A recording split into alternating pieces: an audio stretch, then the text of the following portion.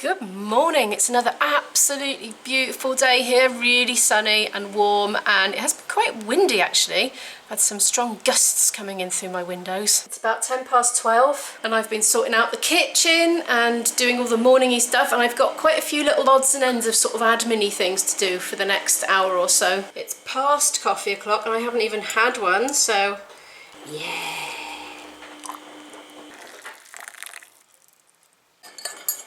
I put a wash on. Izzy is mathsing at the moment. She's mathsing every day, even though she's having today off, but not maths. She's not having any days off maths. She's just keeping on pushing through a bit every day to try and get on top of it. I'm going to sit here for a bit and just work through my list. I've even numbered them in order today because I was feeling a bit overwhelmed by those. I've got a little bit of something to do for IB, a little bit of something I need to do for my mum, which I should have done weeks ago. Sorry, Mum. And then I'm going to crack back on with my staff training. I didn't get through all the videos I wanted to watch yesterday with regards to taking the history notes of how to learn history basically and get really good grades.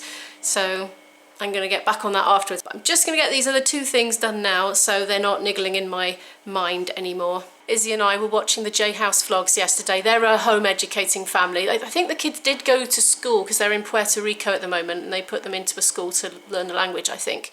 But of course they're home educating again now because of the pandemic, and they do this thing at the end of every year where they have a little review of all the main things that the children have learned, be they academic things or just general life traits. And one of the kids, I think, unless it was the mum that said it, trying to remember, doesn't matter, one of them said that they had learned to make work into play.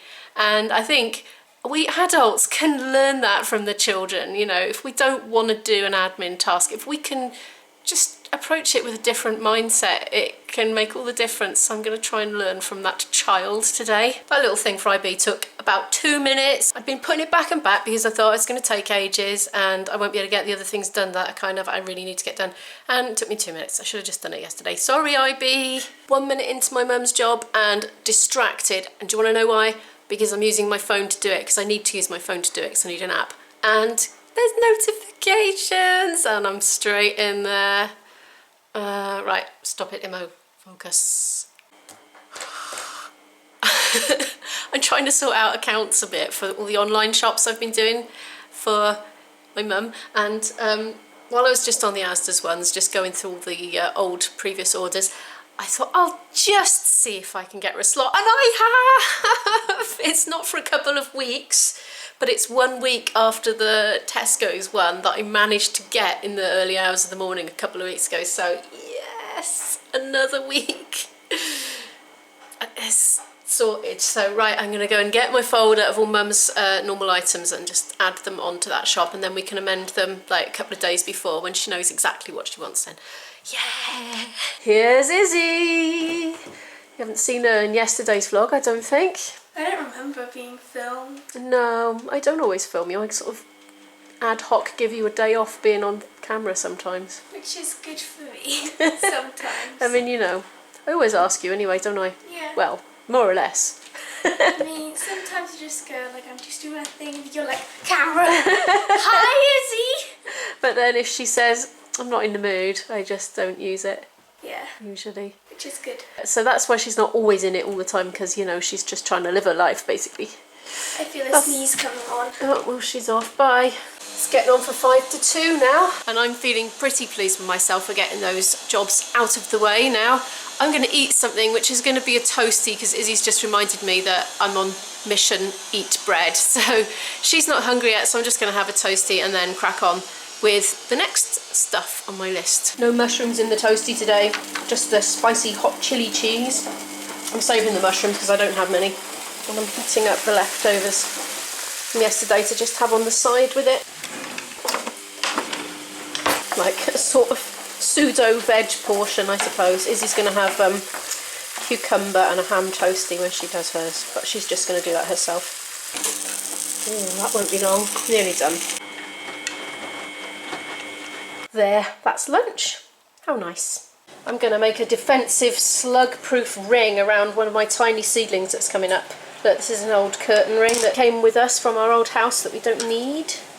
I'm going to put a bit of this copper tape on it. Okay, I have made the Doughnut of Doom. Let's go and put it in position. Right, now there was one there, look, and look, it's just, there's nothing left. But this one now, this one is in serious jeopardy, so I'm going to do that. And see if it's still there tomorrow or if it's somehow been eaten. I mean, knowing the slugs, they'll just go under it and come popping up, as, you know, I know that slugs can get in the soil and squirm around. I had some all in the roots for potted plant once. I wondered why it wasn't thriving, so I picked it up carefully and looked at the roots, and there were about 20 slugs in there. Oh, that was the year I accidentally planted 1 pansy plant and 20 basil plants because I got the seed packets mixed up. Izzy's been playing with the flora bottle. She's noticed that it sounds like one of those percussion instruments. Is it a guero? Might be better with something metallic. There you go. Primary school teachers, I just found a DIY musical instrument for you. Maybe don't give them knives. It's 10 to 3. I was going to crack right on with getting back into researching the best way to approach doing history GCSE, but Izzy's brought me some maths down, so I'm just going to mark that it shouldn't take long, and then I'm going to get on with it. You don't expect to find spelling words as much with maths, but I have found one that she can't spell. Variety. So that's going in the list. There's not a lot in there, to be fair. She's really improving a lot. Then you just get something really erratic out of the blue.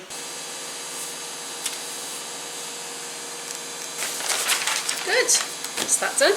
She loves it if I work out the percentage, especially if she's doing well. If she's not doing so well, she's not keen, obviously, but if she's done well and I can put the percentage on the top, it really boosts her confidence to go on and do more. Well, I've marked it and she's got 90%. Now, the current trend with Izzy at the moment, which is coming from Izzy, is she's spending a lot of time on maths and she's going quite slowly at it. She's literally spending 2 hours a day, every day, even at the weekend, on maths. But she's being extremely meticulous and all her scores are 90 and up at the moment, which is a complete turnaround from earlier in the year.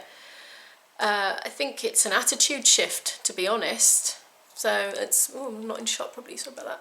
So yeah, it's very encouraging. It's just, it is very time consuming, and I do feel very sorry for her that she's spending so many hours on her least favourite subject.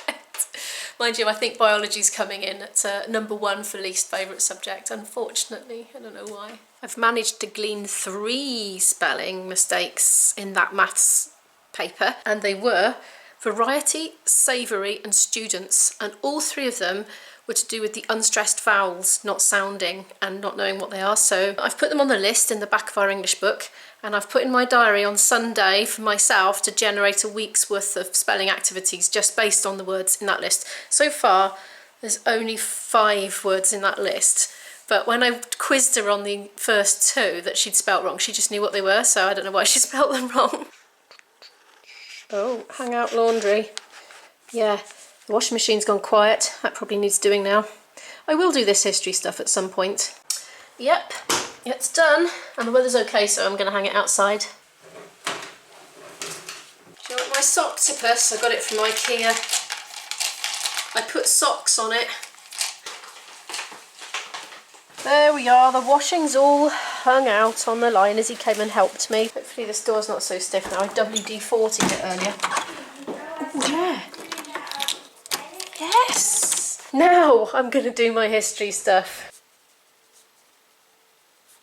News just in 3 minutes ago. The UK has now passed 40,000 deaths from the COVID, but per capita I think we might be the 2nd worst in the world. We've been overtaken by Belgium, but I think we were in the lead, weren't we? These are like overall figures per country, but these dots at the side are showing the per capita, and we're 2nd on that. So yeah, it looks like the US are doing the worst by a long shot, doesn't it? But when you actually look at deaths per capita, we're almost double, actually. Belgium's on 84. How's Sweden doing? Because they're really experimental, aren't they? They're just sort of not locking down as much. I think they were definitely doing some social distancing, but it wasn't like a total full-on lockdown like a lot of us. Anyway, I'm going to carry on with my notes. This is Eve Bennett, this one. So far, I've watched Ruby Granger and Jack Edwards. I mean, these are quite a few years old now. This is from 2017. But these are A grade students, you know, A-star students who are talking about how they went about their study to get their phenomenally brilliant grades. They've obviously got some very valuable strategies to share, so I'm going to study them and just see if we can implement them. Past papers is a common element of all three that I've watched so far. They just go on and on about past papers, look at the mark schemes, look at what you did in your past papers, then see what points you missed and make sure you revise the points that you missed, so on and so forth. Now obviously not knowing yet for absolute sure if we are going ahead and doing the GCSEs as home educators or if Izzy's going to college, I don't really want to waste loads of paper and ink printing off all the past papers right now, but I kind of feel like I just want to do as much preparation now before it gets crazy so that we're in a really good, stable position with a good foundation to go forward. Because we're in the pandemic now and I'm not working and I've got more hours to spare at home, I could be doing this now, because once I get back out of lockdown it's going to be just manic again, trying to fit all the practice in that I need to do for my gigs, travelling back and forth to gigs, being away overnight all the time, living out of a bag for sort of 2 to 3 days a week. And once life gets like that, it's more difficult to do all this really foundational planning. But what a big waste of ink and paper if we're not going ahead and doing them. But then the exams aren't till June next year, so it's really, really super early, isn't it? I should just plan to plan. I'll figure it out.